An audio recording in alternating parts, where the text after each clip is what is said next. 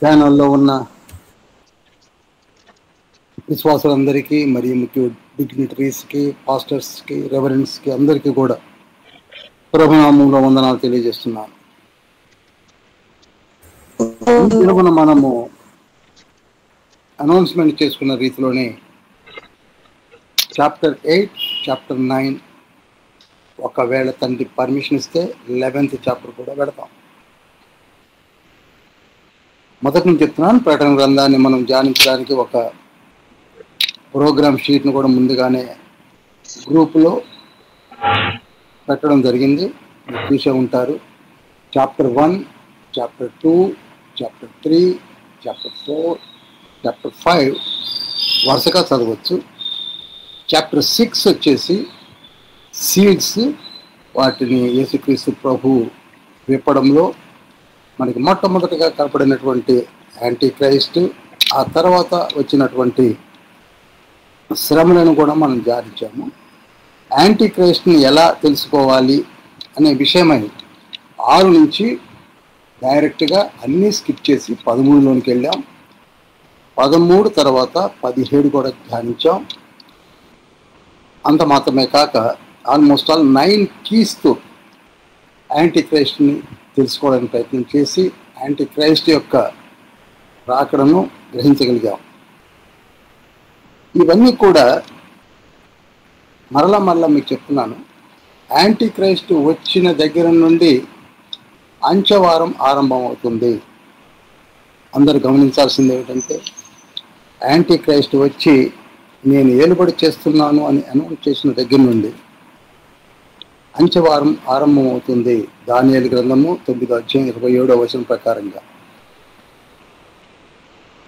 అనగా 7 years అంచెవారము, శ్రమల కాలములో 7 years కూడా ఉంటాయి అని మనం తెలుసుకున్నాం. ఈ యాంటీ క్రైస్ట్ రావడానికి సపోర్ట్ చేసింది రోమ్ అని, ఆ తర్వాత మరలా నేను చెప్పడం దేనికి, 10 countries సపోర్ట్ చేసి అందులో 3 ఇతని తీసేస్తాడు. 7 ఉంటారు. 7 పాటు ఇతను 8వ వాడై పదవిని స్వీకరిస్తాడు. అనగా కౌంట్ డౌన్ స్టార్ట్ అయింది 7 years యొక్క పరిపాలన. అయితే మనము 13వ అధ్యాయంలోనే ధ్యానించాము. అతనికున్న టెన్యూర్, కాల వ్యవధి ఎంతనగా 3.5 సంవత్సరాలు మాత్రమే. Only 42 months are 1260 days. 1260 రోజులు కావచ్చు, 3.5 సంవత్సరాలు కావచ్చు, 42 నెలలు కావచ్చు. ఈ విషయం యాంటీ క్రైస్ట్కే తెలియదు. ఆయన అనుకున్నాడు 7 సంవత్సరాలు ఏలుబడి చేస్తానని. అది కూడా మనము ఆల్రెడీ తెలుసుకున్నాం. ఈ శ్రమల కాలంలోనే 8వ అధ్యాయాన్ని 9వ అధ్యాయాన్ని ధ్యానించబోతున్నాం. అనగా ఇక్కడ శ్రమలు ఆరంభమవుతున్నాయి. జాగ్రత్తగా గమనించండి. ఒకవైపు యాంటీ క్రైస్ట్ పరిపాలన స్టార్ట్ అయింది. ప్రపంచం అంతా కూడా కొంత నెమ్మదిగా ఉందని, ఒక మంచి అడ్మినిస్ట్రేషన్ మనకు వచ్చిందని అనుకుంటున్న తరుణంలోనే శ్రమలు ఆరంభమవుతున్నాయి. శ్రమలు ఎలా ఆరంభమవుతున్నాయి అనగా ప్రకటన గ్రంథము 8వ అధ్యాయం నుంచి ఆరంభమవుతున్నాయని మనకి తెలుస్తుంది. ఇప్పుడు గమనించండి, యాంటీ క్రైస్ట్ పరిపాలన ఆరంభమైంది, శ్రమలు కూడా ఆరంభమవుతున్నాయి. ప్రకటన గ్రంథం 8వ అధ్యాయము 1 నుండి 5 వరకు త్వరగా విందాం. ఆయన 7వ ముద్రను విప్పినప్పుడు పరలోకమందు ఇంచుమించు అరగంట సేపు నిశ్శబ్దముగా ఉండెను. అంతట నేను దేవుని ఎదుట నిలిచి 7 దూతలను చూచి తిని, వారికి 7 బూరలు ఇయ్యబడెను. మరియు చాలండి. సువర్ణ దుపార్తి చేత పట్టుకుని ఉన్న వేరు ఓకే, 2 వచనాల ముందు ధ్యానించి మనం 3వ వచనంకి వెళ్దాం. ఆయన 7వ ముద్రను, యేసుక్రీస్తు ప్రభు 7వ ముద్రను విప్పినప్పుడు పరలోకమందు ఇంచుమించు అరగంట సేపు నిశ్శబ్దమైంది. గడిచిన రోజులలో చెప్పాను, మరి ఒకసారి జ్ఞాపకం చేస్తున్నాను. హాఫ్ అన్ అవర్, ఇది మన భూమిపైన మనకున్న టైమే, కాలమే. ఇంకా వేరే విపరీత అర్థాలు, వైపరీత్య అర్థాలు తీసుకోకండి. హాఫ్ అన్ అవర్ వరకు పరలోకంలో ఒక నిశ్శబ్ద వాతావరణం ఏర్పడుతుంది. ఎందుకనగా భూమి పుట్టినది మొదలుకొని ఇప్పుడు జరగబోయే సంభవాలు ఎప్పుడు ఎన్నడూ జరిగి ఉండలేదు. ఒక ఘోర కలిని చూడబోతున్నారు. ఎలాగో అవి చూడబోతూ వారు నిశ్శబ్దంగా అనౌన్స్మెంట్ని చూసి దూతలందరూ పరలోకమందు ఇంచుమించు అరగంట సేపు నిశ్శబ్దంగా ఉండిపోయారు. ఏంజల్స్ కింగ్డమ్ నిశ్శబ్దమైపోయారు. ఆ తర్వాత 2వ వచనంలోకి వచ్చేసరికి, అంతటా నేను దేవుని ఎదుట నిలిచి 7 దూతలను చూచితిని, వారికి 7 బూరలు ఇవ్వబడింది. ఆ తర్వాత 7 ఏంజల్స్ని కూడా చూస్తున్నాడు, వారికి 7 బూరలు ఇవ్వబడ్డాయి. వారు ఊదడానికి సిద్ధంగా ఉన్నారు. 3వ వచనంలోకి వచ్చేసరికి, మరియు సువర్ణ ధూపార్తి చేత పట్టుకొని ఉన్న వేరొక దూత వచ్చి బలిపీఠము ఎదుట నిలువగా, సింహాసనం ఎదుట ఉన్న సువర్ణ బలిపీఠమైన పైన పరిశుద్ధులందరి ప్రార్థనతో కలుపుటకై అతనికి బహుధూప ద్రవ్యములు ఇవ్వబడింది. ఇది కొంచెం జాగ్రత్తగా మీరు ధ్యానించాల్సింది ఏమిటనగా, వేరొక దూత ఆ 7 కాక, నేను అందుకే మొదట్లోనే చెప్పాను, హోంవర్క్ చేయవలసింది ఏంటంటే, అపోస్తుడైన యోహాను ఎంతమంది దూతలను చూస్తున్నాడు అదొక విధిగా మనము హోంవర్క్ చేయడం మంచిది. లేకపోతే ప్రకటన అంత ఈజీగా అర్థం కాదు. వేరొక దూత సువర్ణ ధూపార్తి పట్టుకొని వచ్చాడు. సువర్ణ ధూపార్తి పట్టుకొని రావడం అనేది అందరికీ అనుగ్రహించబడే కృప కాదది. ఒక ప్రధాన యాజకుడు, హైలీ స్టేటస్డ్ క్లెర్జీ పర్సన్ మాత్రమే ముట్టుకోవాలి. సువర్ణ ధూపార్తిని అందరూ పట్టుకోవడానికి, అసిస్టెంట్స్ పట్టుకోవడానికి కూడా వీలు లేదు.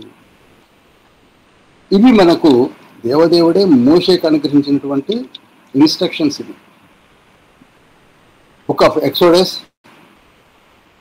చాప్టర్ 30:7 ఉంటుంది, చదవనక్కర్లేదు. అక్కడనే చెప్తాడు, అహరోను మాత్రమే ఆ సువర్ణ ధూపార్తిని పట్టుకొని అటు దీపవృక్షమును కానీ, రొట్టెల బల్లను కానీ, మనసమును కానీ సువర్ణ ధూప ద్రవ్యములతో ఆయన ధూపం వెయ్యాలి. ప్రధాన యాజకుడు తప్ప ఎవరు పడితే వాళ్ళు ముట్టుకోవడానికి వీల్లేదు, పట్టుకోవడానికే వీల్లేదు. కనుక ఇక్కడ మనకు అర్థమవుతున్నది ఏంటంటే, మనం క్యాజువల్గా చదువుకుంటూ వెళ్ళిపోతాం. సువర్ణ ధూపార్తి పట్టుకొని వచ్చిన అతను ఎవరో కాదు, ఎవరండి? ప్రధాన యాజకుడు, పరలోకములో ప్రధాన యాజకుడు.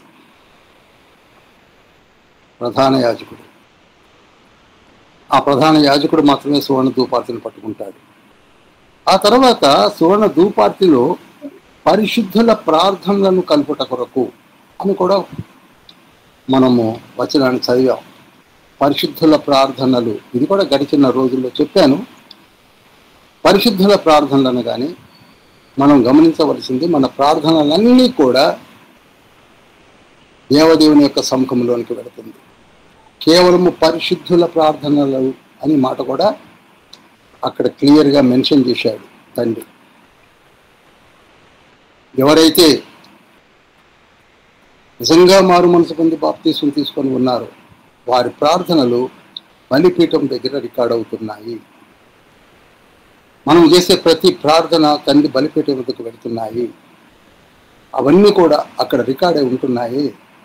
వాటి యొక్క ప్రార్థనల యొక్క బలమే ఇప్పుడు మనం చూడబోతున్నాము. అందులో బలిపీఠం యొక్క నిప్పులను వేయడం కూడా మనం చూస్తున్నాం ఇక్కడ. ఒక సువర్ణ బలిపీఠము ఉన్నది. ఆ సువర్ణ బలిపీఠం యొక్క నుప్పులను ఆ సువర్ణ ధూపార్తిలో వేయడం చూడబోతున్నాం. అనగా ఒకసారి గుడారం యొక్క సేవను మనం గుర్తు చేసుకున్నట్లయితే ఆ బలిపీఠములో నుప్పులు ఎంత పవిత్రంగా ఆ రోజులలోనే మోషేకి అహరోనుకి చెప్పడం జరిగింది.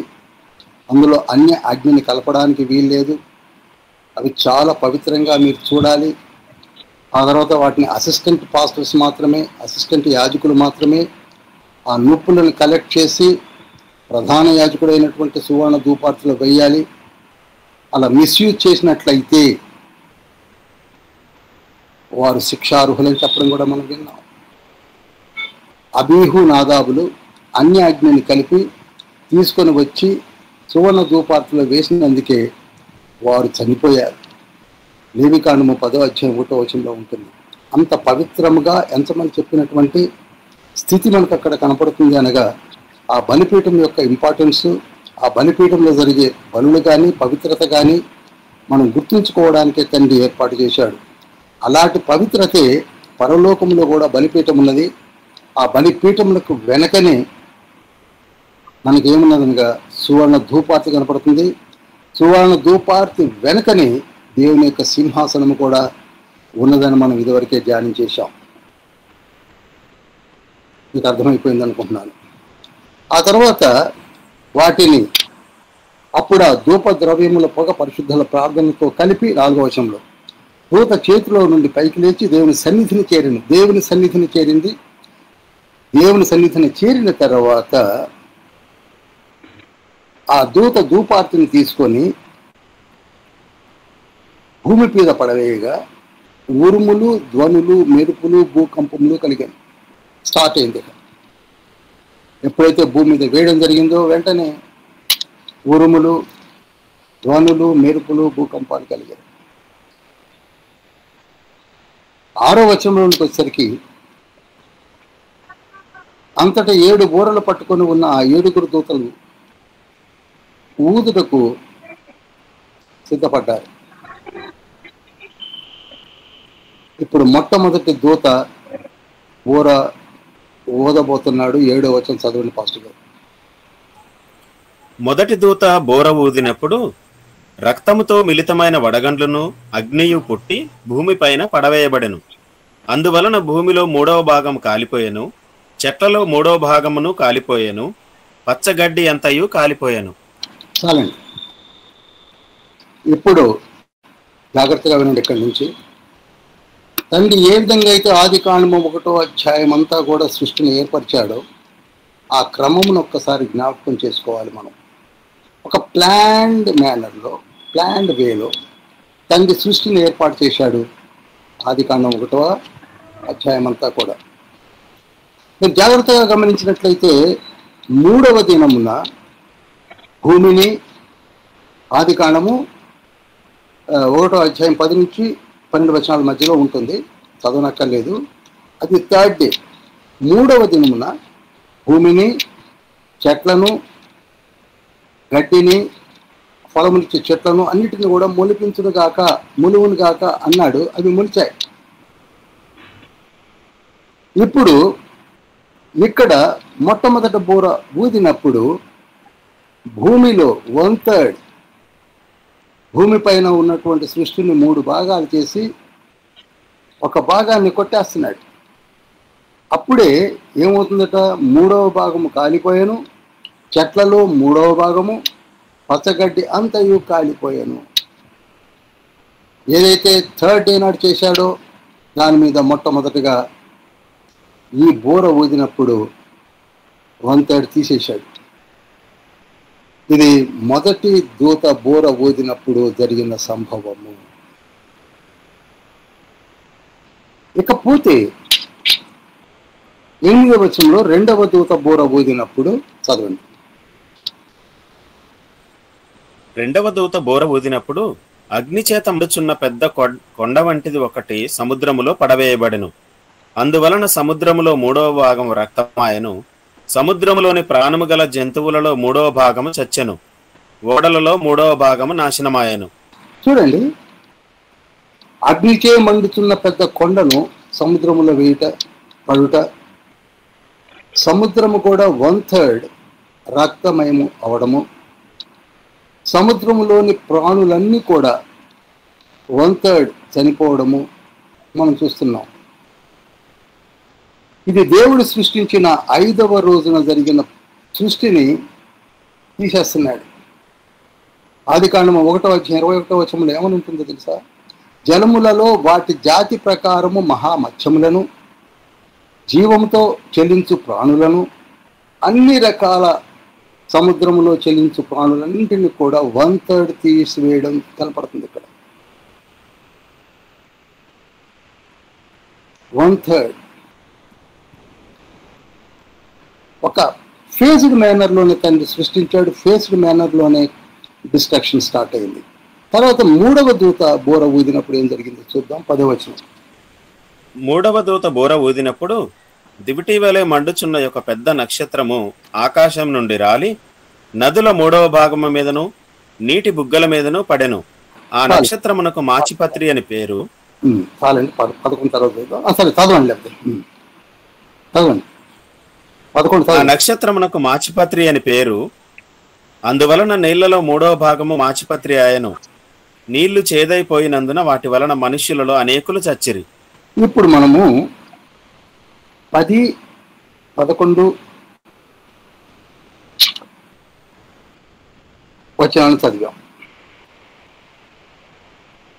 10, 11 వచనాలను చదివాం.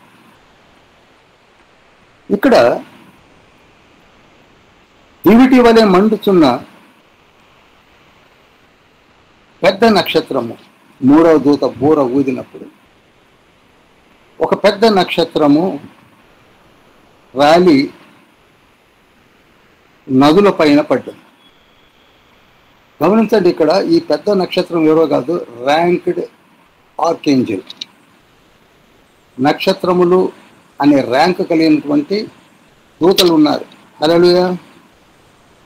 కనుక ఆ దూత ఇప్పుడు ఇక్కడ ఆ దూత పడ్డాడు. 3వ దూత బోర ఊదగానే ఆ ఏంజల్ వచ్చి కేవలం డ్రింకింగ్ వాటర్స్ అనగా నీటి బుగ్గల మీద అని స్పష్టంగా లిఖించబడింది. ఆకాశం నుండి వచ్చి నదుల పైన నీటి బుగ్గల పైన పడేసరికి నీరన్నీ మాచిపాత్ర ఆయన మాచి అంటే చేదవడం. ఆ నీళ్లు చేదైపోయినందువలన మనుషులు అనేకులు చచ్చిరి. ఇవి మనం క్యాజువల్గా చదువుకుంటూ పోతే మనకు అర్థం కాకపోవచ్చు, కానీ పరకాయ చేయమని ఇప్పుడు చెప్తుంటాను.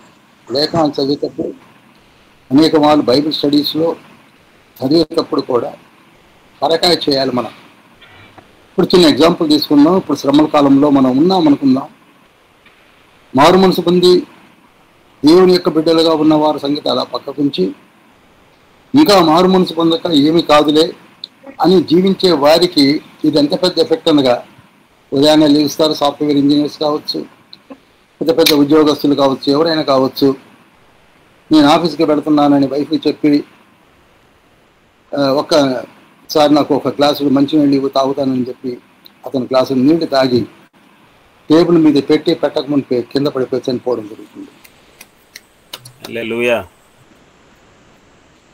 పిల్లలు కూడా స్కూల్కి పోతున్నాం మమ్మీ డాడీ అని చెప్పి నీళ్లు తాగి అక్కడనే పడిపోయి చనిపోవడం జరుగుతుంది.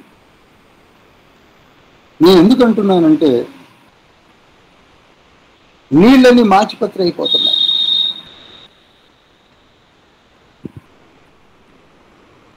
సూచనలు స్టార్ట్ అయిపోయాయి, శ్రమలు ఆరంభమైపోయాయి. ఇవన్నీ ఎందుకు జరుగుతున్నాయి అనేది ఇంకా ముందు ముందు నేను చెప్తాను. నీళ్లు తాగడానికి భయం వేసే రోజులు వచ్చేసాయి.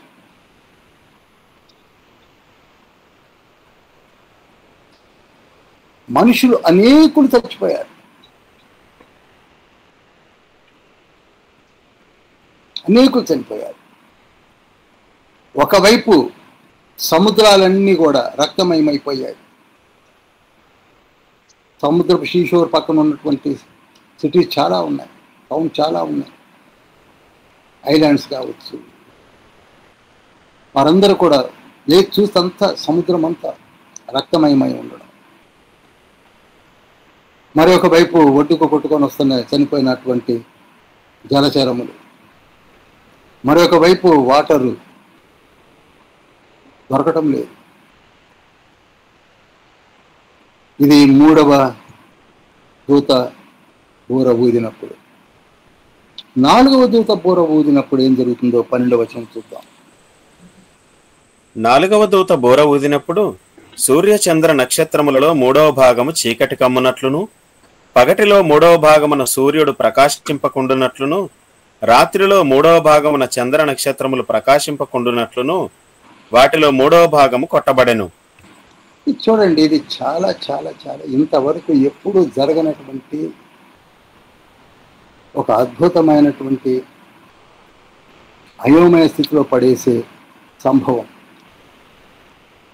నాలుగవ దూత బూర ఊదినప్పుడు సూర్యుడు పగలు 1/3 కనపడకుండా వెళ్ళిపోతాడు.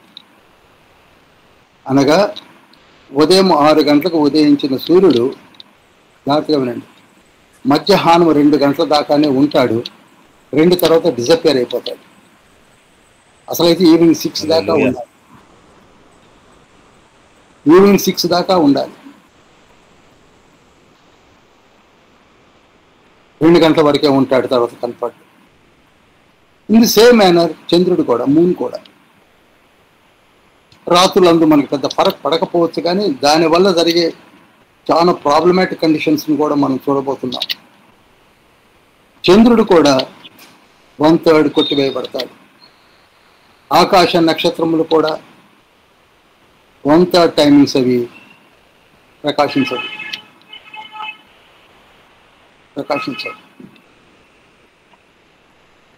జాగ్రత్తగా మీరు ధ్యానించే ఉంటారు. మనం గుర్తు చేసుకున్నట్లయితే ఆదికాండము 1వ అధ్యాయం 14 నుంచి 16 వచనాల్లో 4వ దినమున దేవదేవుడు సూర్య చంద్ర నక్షత్రములను ఏర్పాటు చేశాడు. 4th day.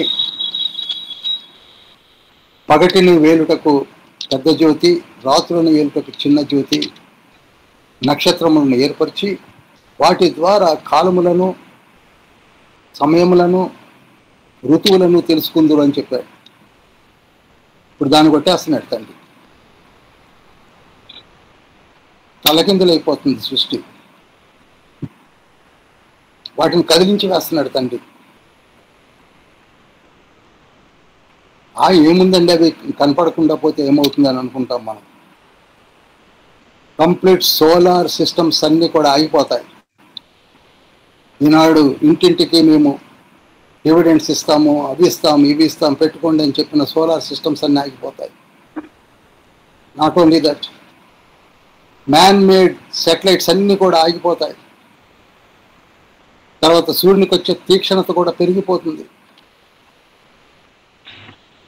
కమ్యూనికేషన్స్ అన్నీ దెబ్బతింటాయి. మనం వాడే ఫోన్లన్నీ కూడా సగం పనిచేస్తే సగం పనిచేయవు. నావిగేషన్స్ పనిచేయవు. వెదర్ ఫోర్కాస్ట్ చేసేటివన్నీ కూడా ఆగిపోతాయి. సైంటిఫిక్ అబ్జర్వేషన్స్ కూడా మొత్తం ఆగిపోతాయి. చూడండి, అది ఆగిపోతే మనకేమవుతుంది అనుకుంటున్నాం? ఇంకా పాతల కుమ్మరింపులైతే ఒక దిన సూర్యుని యొక్క వేడి 7 రెట్లు పెంచుతానంటున్నాడు. 7 times అంటే బర్న్ అయిపోతాయి, పేలిపోతాయి, కాలిపోతాయి. ప్రకటన గ్రంథం 16వ అధ్యాయం 8వ వచనంలో ఉంటుంది. తర్వాత చదువుదాం. ఇది ఓన్లీ శాంపిల్ మాత్రమే. ఇక్కడికే సిస్టమ్స్ అన్ని పోతున్నాయి. సిస్టమ్స్ అన్ని పనిచేయడం మానేస్తున్నాయి. కంప్యూటర్స్ అన్ని అవకలతవకలైపోతున్నాయి. అడ్మినిస్ట్రేషన్ దెబ్బతింటుంది. యాంటీ క్రైస్ట్ పరిస్థితి దిక్కుతోచిన స్థితికి వస్తుంది. ఒకవైపు వాటర్ లేదు, ఒకవైపు ఓడలన్నీ పగిలిపోయాయి, కంప్లైంట్స్ వస్తున్నాయి యాంటీ క్రైస్ట్ దగ్గరికి, అడ్మినిస్ట్రేషన్కి. అయ్యా నీ అడ్మినిస్ట్రేషన్ ఏమిటి, ఒకవైపు ఏంటో ఇలా అయిపోతుంది, ఎందుకు? వాళ్ళకేం తెలుసు? అర్థం కాకుండా పోతుంది. దిక్కు పీక్కుంటున్నాడు యాంటీ క్రైస్ట్. 2 గంటలకే ఎందుకు కనపడకుండా పోతున్నాడు సూర్యుడు? అతనికి అర్థం కావట్లేదు. ఏమైనా నీ విద్యలు, ఏమైనా నీ తాంత్రిక మాంత్రిక విద్యలన్నీ, నేను క్రీస్తునన్నావు కదా.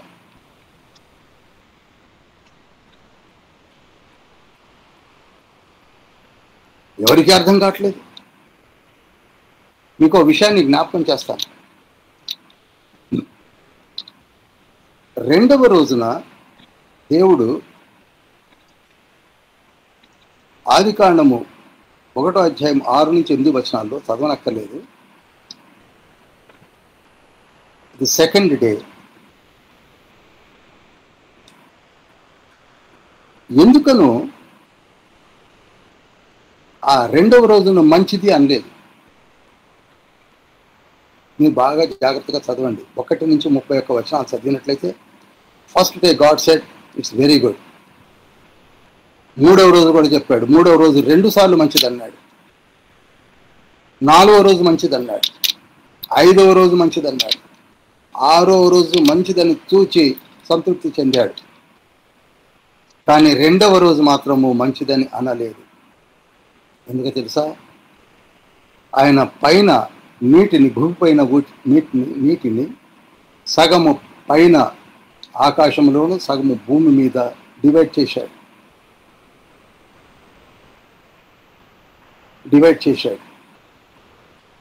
ఆ డివైడ్ చేసినప్పుడే తండ్రికి తెలుసు రాబో దినాల్లో ఈ వాటర్ ఎంత డేంజరస్.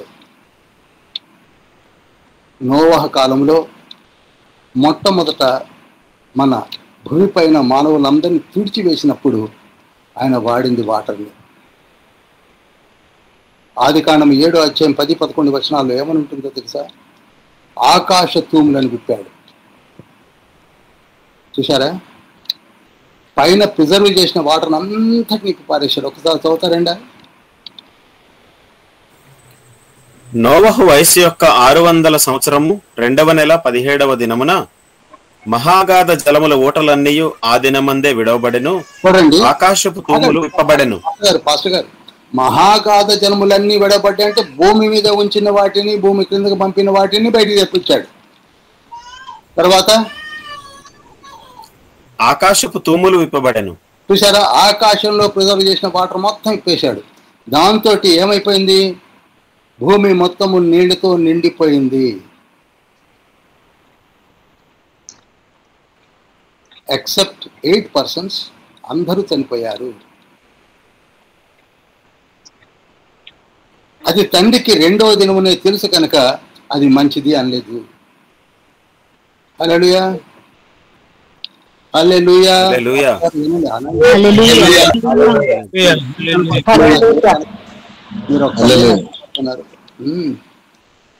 రైట్. ఇప్పుడు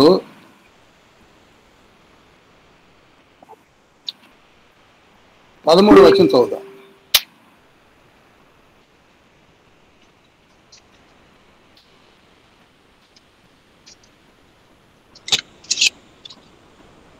మరియు నేను చూడగా ఆకాశ మధ్యమున ఒక పక్షిరాజు ఎగురుచు బూరలు ఊదబోతున్న 3 దూతల బూరల శబ్దమును బట్టి భూనివాసులకు అయ్యో అయ్యో అయ్యో అని గొప్ప స్వరముతో చెప్పుట వింటిని.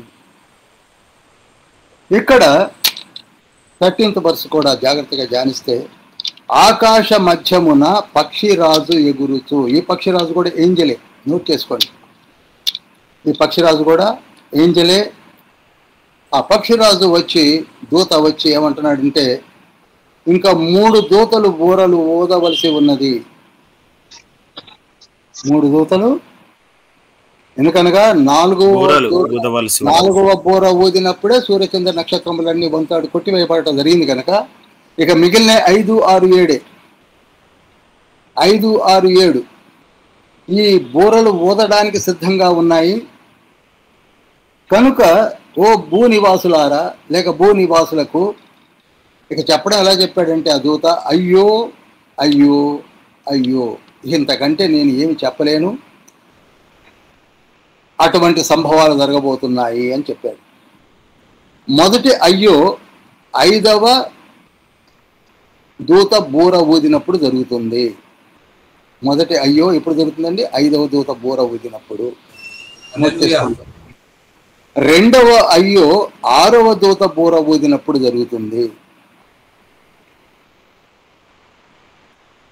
ఇక చివరి బూర 7వ బూర ఊదినప్పుడు పాత్రల కుమ్మరింపు యొక్క సంభవాలు.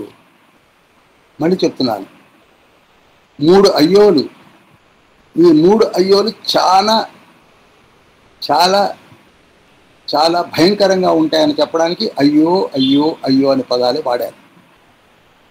కనుక మొదటి అయ్యో 5వ దూత బూర, రెండవ అయ్యో 6వ దూత బూర, మూడవ అయ్యో 7వ దూత బూర అనగా పాత్రల కుమ్మరింపుతో ముగుస్తుంది. వీటిని ముందుగానే ఫోర్కాస్ట్ చేసి మనకి చెప్పడం జరుగుతుంది. ఒక దూత ద్వారా ఆకాశ మధ్యమున ఒక పక్షిరాజు ఎగురుతూ చెప్పిన మాటలు ఇవి. ఇప్పుడు మనము 9వ అధ్యాయంలోకి ఎంటర్ అయ్యాం.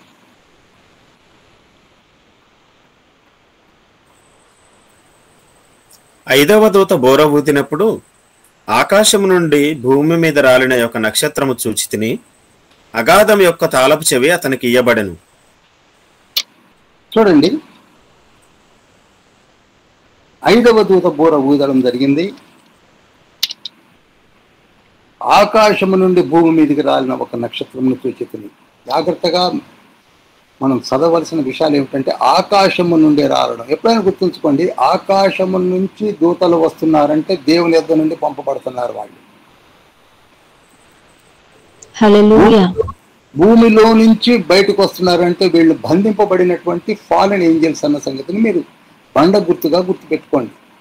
22 అధ్యాయాల్లో మున్ముందు కూడా భూమిలో నుంచి వస్తున్నారంటే వాళ్ళు పడిపోయిన దూతలు దేవుడు ఒక ప్రత్యేకమైన పని కొరకు ప్రిజర్వ్ చేశారు, దాచిపెట్టాడని గుర్తుపెట్టాలి. ఆకాశం నుండి ఏ దూత వచ్చినా సరే వారు దేవుని యొద్ద నుండి పంపబడుతున్న ఆలోచన సభ యొక్క ఇన్స్ట్రక్షన్స్ ద్వారా వస్తున్నటువంటి దూతలు.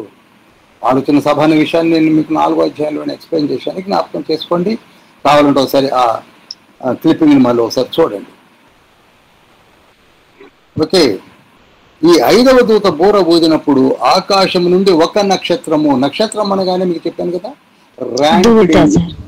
ర్యాంక్డ్ ఏంజల్స్, ఆర్క్ ఏంజల్స్ అని చెప్పొచ్చు. యోబు గ్రంథము 38వ అధ్యాయము 7వ వచనంలో కనపడతారు. ఈ దూతలలో ర్యాంక్డ్ ఏంజల్స్, మంచి పవర్ కలిగినటువంటి అధికారములు కలిగినటువంటి దూతలు వీళ్ళు.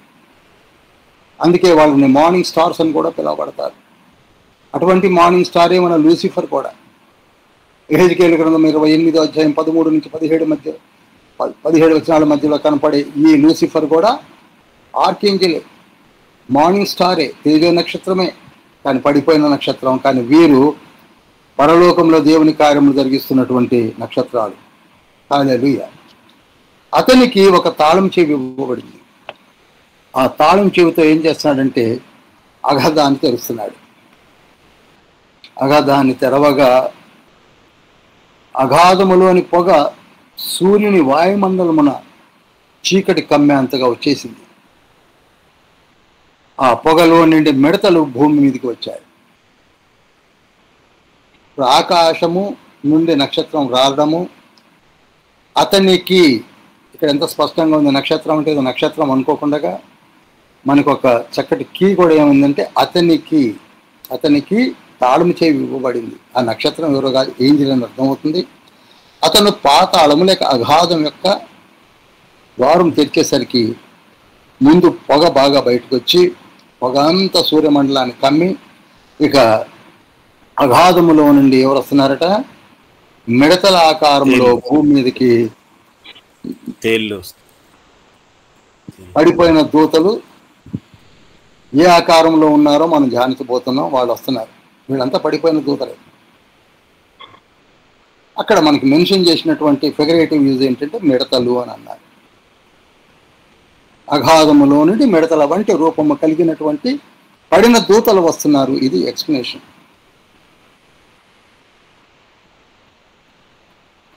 ఇక 4వ వచనములోనికి వచ్చేసరికి,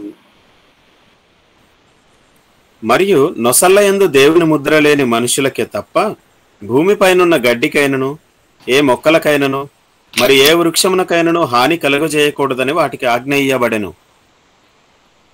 చూసారా, వాటికి కూడా ఇన్స్ట్రక్షన్స్ ఉన్నాయి. ఏం ఇన్స్ట్రక్షన్స్ ఉన్నాయంటే దేవుని యొక్క ముద్ర నొసళ్ళ పైన ఎవరికైతే ఉందో వాళ్ళని ముట్టుకోకూడదు. అందరికి అర్థమైంది అనుకుంటున్నాను. హల్లెలూయా. అందరూ కూడా జాగ్రత్తగా వినండి. హల్లెలూయా. ఎవరి నొసటనైతే దేవుని ముద్ర ఉంటుందో వారిని ముట్టుకోవడానికి వీలు లేదు. ఇక్కడ నేను కొంచెం డీటెయిల్డ్ గా మీతో మాట్లాడాలని ఇష్టపడుతుంది ఏంటంటే, ఈ రోజులలో 3 థియరీస్ బాగా ఉన్నాయి. 3 థియరీస్ ఉన్నాయి. అదేమిటంటే ఇంగ్లీష్లో ర్యాప్చర్ అంటున్నారు, తెలుగులోకి వచ్చరికి ఎత్తబడుట, ఇంకా అర్థం అవ్వాలంటే సంఘం లేపబడుట. ఇది బాగా ప్రాచుర్యంలో ఉంది. నేను మొదటి నుంచి చెప్తున్నాను, ఇప్పుడు చెప్తున్నాను. దయచేసి నా మాటలు జాగ్రత్తగా వినండి, అపార్థం చేసుకోకండి. ఎవరిని క్రిటిసైజ్ చేయటం లేదు, ఎవరిని క్రిటిసైజ్ చేయాలని ఉద్దేశం అది కాదు. నేను కేవలము మొదటి నుంచి కూడా బైబిల్ చదవడం మొదలుపెట్టిన దగ్గర నుంచి 27 సంవత్సరాలు బైబిల్ని చదివి ఆ పాలని పిండి ఆ పాలనే పోస్తున్నాను తప్ప ఇంకా వేరే వీటిలో కలిపేది లేదు, వీటిలో తీసివేసేది కూడా ఏమీ లేదు. పోతే ఎక్కడైనా అపార్థాలు ఎవరైనా చేసుకోవడానికి ఛాన్సెస్ ఉన్నాయి. వాటిని మనము వాక్యపు వెలుగులో సరి చేసుకోవాలని నమస్కరించి మరీ చెప్తున్నాను. ఎందుకంటున్నానంటే ఈనాడు ఇక్కడ జాగ్రత్తగా వినండి, ఒక 5 to 10 minutes చెప్తాను. ఈ ర్యాప్చర్ 3 రకాలుగా ఉంది. ప్రకటన గ్రంథం మరణంతో ఫస్ట్ క్వశ్చన్ ర్యాప్చర్ ఎప్పుడండి అని అడుగుతారు.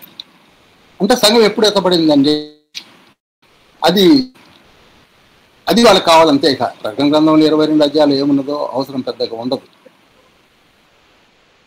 ఈ ప్రశ్నను మరి నేను ఎలా సంబోధించాలని అదేయటం లేదు, దాని మీదనే ఫోకస్ చేసి ఉంటారు తప్ప సబ్జెక్ట్ని ఆలోచించడం మానేశారు.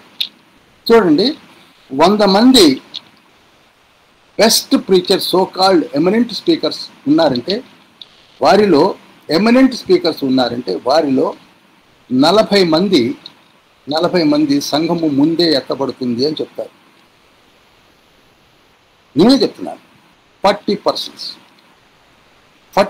సంఘం ముందే ఎత్తబడుతుంది అంటారు.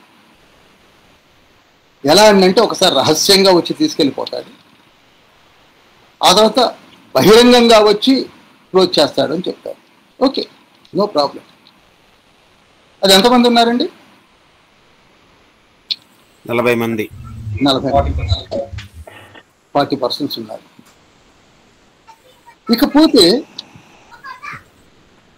యాంటీ క్రైస్ట్ యొక్క పరిపాలన ముగియుట 3.5 years కనుక 42 months తర్వాత సంఘం ఎత్తబడుతుందని చెప్పేసి ఒక ఆర్గ్యుమెంట్ ఉంది. దీన్ని మిడిల్ ట్రిబులేషన్ థియరీ అంటారు. ఎప్పుడు ఎత్తబడుతుందని చెప్తారండి?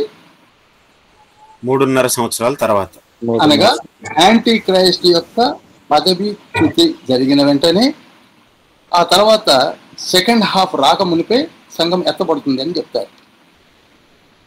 ఇది కూడా ప్రభు రహస్యంగానే వచ్చి తీసుకొని వెళ్ళిపోతాడు, మళ్ళీ బహిరంగ రాకడ చివరే అంటారు. ప్రీ ట్రిబులేషన్ థియరీ కూడా అంతే, రహస్యంగా వచ్చి తర్వాత లాస్ట్ లో బహిరంగంగా వస్తాడని ప్రీ ట్రిబులేషన్ థియరీ వాళ్ళు చెప్తారు. 40% వాళ్ళు, 40% of people are there in the theory. తర్వాత 20% of the people middle tribulation theory, అనగా 3.5 సంవత్సరాల తర్వాత దేవుడు వచ్చి యేసయ్య వచ్చి తీసుకొని వెళతాడు. ఆ తర్వాత బహిరంగంగా వచ్చి తర్వాత సర్దుతాడు, జరగవలసిన కార్యక్రమాలని చెప్తారు. ఇక 3వ థియరీ అనగా పోస్ట్ ట్రిబులేషన్ థియరీ, అనగా చివరి ఆ శ్రమ దినములు ముగిసిన తర్వాతనే యేసయ్య వస్తాడు, వచ్చి అన్ని సర్దేది, అప్పుడే ఈ రహస్యంగా రావడం జరగదు అని వాళ్ళు చెప్తారు. ఇంతవరకు అర్థమైంది అనుకుంటున్నాను. ఈ 3లో ఏది కరెక్ట్ ఏది రాంగ్ అని డిబేట్ పెట్టుకోవాల్సిన అవసరం లేదు. నేను మళ్ళీ చెప్తున్నాను, ఈ 3 కరెక్ట్ అనుకుంటే అనుకోవచ్చు, 3 కరెక్ట్ అనుకోవచ్చు. ఎందుకంటే ఒకళ్ళని ఎందుకు బాధ పెట్టాలి? ముందే లేపబడితే మంచిదే కదా. మారు మనసు పొంది ఎవరైతే ఇప్పుడు బాప్తీసం తీసుకొని సిద్ధపడి ఉన్న వాళ్ళందరూ వెళ్ళిపోతారు. ముందు వచ్చినా మధ్య వచ్చినా వెళ్ళిపోతారు, చివరి దాకా ఉన్నా వెళ్ళిపోతారు. Because God has given us promise, మిమ్మల్ని నేను తీసుకొని పరలోక రాజ్యంలోనికి పెడతాను అని. ఎప్పుడు వచ్చినా తీసుకెళ్తాడు. కనుక ప్రీ ట్రిబులేషన్ థియరీలో వెళ్ళిపోతామా అంటే వెళ్ళిపోతాం, అందులో ఏముంది. ఒకవేళ వెళ్ళలేదు, మధ్యలోనే తీసుకెళ్తాడని ఎవరైనా నమ్మినట్లయితే జాగ్రత్తగా వినండి. మధ్యలోనే తీసుకొని పెడతారని ఎవరైనా నమ్మినట్లయితే మధ్యలోనే పెడతాం. ముందు పోలేదని దుఃఖపడాల్సిన అవసరం లేదు. మనం ఆయన వస్తే పోయేవాళ్ళం, కానీ మనకి మనం ఎగిరేది ఏం లేదు. ఇక్కడ మధ్యలోనే తీసుకెళ్ళాడు, అప్పుడు వరకు కాపాడేది ఆయన. లేదు, మధ్యలో కూడా తీసుకెళ్ళలేదు, చివరి దాకా ఉంచి అప్పుడే తీసుకెళ్తా అన్నాడు అనుకోండి, మంచిదే. ఆమేన్. హల్లెలూయా. నువ్వు ఎందుకు ఇలా చేస్తున్నావు? జాగ్రత్తగా వినండి. ఇప్పుడు ఇది బర్నింగ్ ప్రాబ్లం. కనుక ప్రియులారా, సంఘము ఎప్పుడు ఎత్తబడుతుంది అనే ప్రశ్న కొంచెం పక్కకు ఉంచుకుందాం మనం. అసలు అది క్వశ్చన్ని మనం ఇప్పుడు ప్రకటన కింద చదివేప్పుడు రాకూడదు. అంతా అయిపోయిన తర్వాత మాట్లాడుకుందాం కావాలంటే. హల్లెలూయా. ఈనాడు వీటి విషయంలో చాలా మంది మనస్తాపన కూడా చెందుతున్నారని నాకు తెలుసు. ఆయన సంఘం ముందే లేపబడతానికి ఏమన్నా వ్యతిరేకత ఉన్నట్టుగా ఉంది. నాకేం వ్యతిరేకత లేదు. లేఖనం ఏది చెప్తుందో అదే చెప్తున్నారు. ఇప్పుడు చూడండి, యాంటీ క్రైస్ట్ పరిపాలన స్టార్ట్ అయ్యాడు. యాంటీ క్రైస్ట్ పరిపాలన స్టార్ట్ అయినప్పుడు యాంటీ క్రైస్ట్కు కొన్ని పవర్స్ ఉన్నాయని కూడా మనం 13వ అధ్యాయంలోనే చూసాం. 13వ అధ్యాయం 7వ వచనంలో ఏమనుంది? ఆయన కొందరు పరిశుద్ధులను విశ్వాసులను ఖడ్గం చేత చంపుతాడని కూడా ఉంది. ఉందా? ఉంది. అంటే అప్పటికే సంఘము వెళ్ళిపోయినట్లయితే ఈ లేఖనము గురించి ఆలోచించండి అన్నాను. అంతే. నేనేమంటున్నాను? లేఖనాలను, అక్కడ ఉన్న లేఖనాలని ఆలోచించమంటున్నాను. అందరూ ఆలోచించండి. Post tribulation, middle tribulation, pre tribulation, ముగ్గురు కూర్చొని ఆలోచించండి. ఆలోచించుకొని దానికి ఒక అవగాహనకి రండి. ఇందులో ఏముంది? మనం రాసింది కాదు, మనం బాధపడడానికి. గ్రంథంలో మనం రాయలేదు, పరిశుద్ధాత్మ తండ్రి రాయించాడు, యోహాను రాస్తున్నాడు, వాటిని మనం చదువుతున్నాము. ఏంటి మీరు ముందు ఎత్తబడలేదు అంటున్నారని అంటలేదు. నేను ముందు ఎత్తబడదని అంటలేదు, మధ్య ఎత్తబడదని అంటలేదు, ఎవరు ఎత్తబడుతుందని అంటలేదు. జాగ్రత్తగా వినండి. ఉన్నది ఉన్నట్టుగా చెప్తున్నాను. యాంటీ క్రైస్ట్ కాలం స్టార్ట్ అయింది. యాంటీ క్రైస్ట్ చేతిలో కొందరు పరిశుద్ధులు చనిపోతారని 13వ అధ్యాయం 7వ వచనంలో రికార్డ్ చేయబడింది. దీని గురించి ఆలోచించాల్సింది మనమే కదా అంటున్నాను నేను. అంతే. ఓకే. హల్లెలూయా. ఇప్పుడు ఇక్కడ మొదటి అయ్యో స్టార్ట్ అయింది. మొదటి అయ్యో అని 5వ బూర ఊదినప్పుడు మొదటి అయ్యో, ఇది కూడా యాంటీ క్రైస్ట్ కాలములోనే జరుగుతుంది. ఇక్కడ ఒక నక్షత్రం వచ్చి అగాధపు తాళము చెవితో తెలిసిన వెంటనే మిడతల వంటి గుర్రాలు పైన కూర్చొని ఉన్నటువంటి పడిపోయిన దూతలు బయట రావడం మనం చూసాం. అక్కడ ఏమనుందంటే 4వ వచనంలో దేవుని ముద్ర లేని వారినే కొట్టాలి, దేవుని ముద్ర ఉన్న వారిని ముట్టుకోవడానికి వీలు లేదు అని ఉంది. దీని గురించి ఆలోచించాలి. నేను ఇక్కడ అనేది ఏంటంటే దీని గురించి ఆలోచించండి. ఒకవేళ ముందే సంఘము వెళ్ళిపోతే దేవుని ముద్ర గల వాళ్ళు ఇంకెందుకుంటారు? అక్కడ వెళ్ళిపోతారు కదా. అయినా ఈ మిడతల దేవుని ముద్ర ఉన్న వారిని చూసి ముట్టకుండా ఆ ఇంట్లోకి రాకుండా వెళ్ళిపోవడానికి ఛాన్సెస్ ఏమున్నాయి? అందరూ ముద్ర లేని వాళ్ళేగా. ఏమండి? హల్లెలూయా. సంఘమే వెళ్ళిపోయింది, అంతా ముద్ర లేనివాళ్ళు ఉన్నారు. ఇంకా ఎదురు చూసుకుంటా తొంగి చూసి ఇప్పుడు మన ఇంట్లోనికి ఇప్పుడు మనం మాట్లాడుకుంటున్నప్పుడు గబుక్కున్నప్పుడు మిడతలే వస్తే మనల్ని చూసి ఎవరిని ముట్టుకోకుండా వెళ్ళిపోతాయి. ఎందుకనగా వీళ్ళందరూ కూడా దేవుని బిడ్డలు, వాడిని వస్తున్నారు, దేవుని ముద్ర ఉన్నది అని చెప్పి వెళ్ళిపోతుంది. కనుక very very clear cut instructions are there in 9th chapter 4th verse లో నొసళ్ళ యందు దేవుని ముద్ర కల వారిని ముట్టుకోవడానికి వీళ్ళే, చివరికి ఏదేని ముట్టుకోవడానికి వీల్లేదని కూడా చెప్పడం జరిగింది. ఆమేన్. హల్లెలూయా. హల్లెలూయా. హల్లెలూయా. హల్లెలూయా. ఒకసారి మీరు యెహెజ్కేలు గ్రంథము 8వ 9వ అధ్యాయం 4వ వచనం చదువుతారా?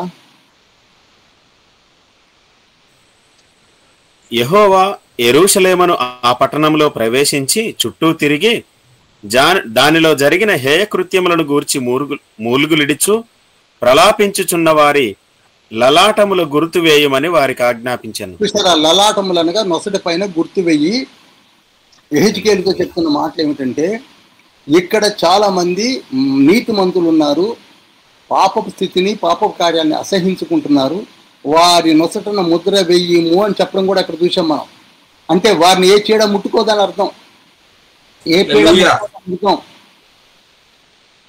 అర్థమవుతుంది అనుకుంటా అందరికి.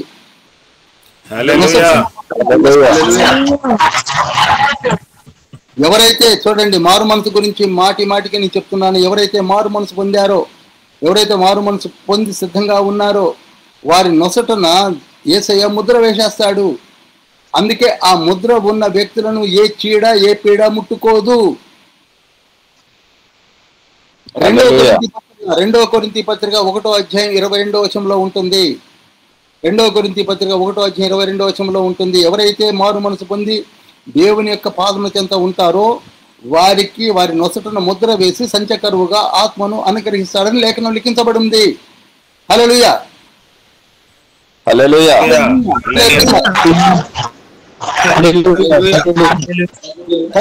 కావలసింది ఏమిటంటే ర్యాప్చర్ ఎప్పుడో కాదు, కావలసింది మారు మనసు ఎప్పుడని. హల్లెలూయా, ఆమేన్. ఆలోచించవలసింది మారు మనసు ఎప్పుడు, నేను ఎప్పుడు సిద్ధపడాలి, నేను సిద్ధంగా ఉన్నానా. అందుకే చాలా వరకు దైవజనులు ఈ రోజు రాత్రే దేవుడు వస్తాని ఎందుకు మనకి కాషన్ చేస్తున్నారంటే, ఒకవేళ వస్తే నువ్వు సిద్ధపడి ఉన్నావా అని.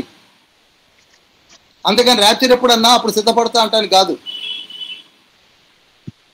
ర్యాప్చర్ ఎప్పుడన్నా కానివ్వండి.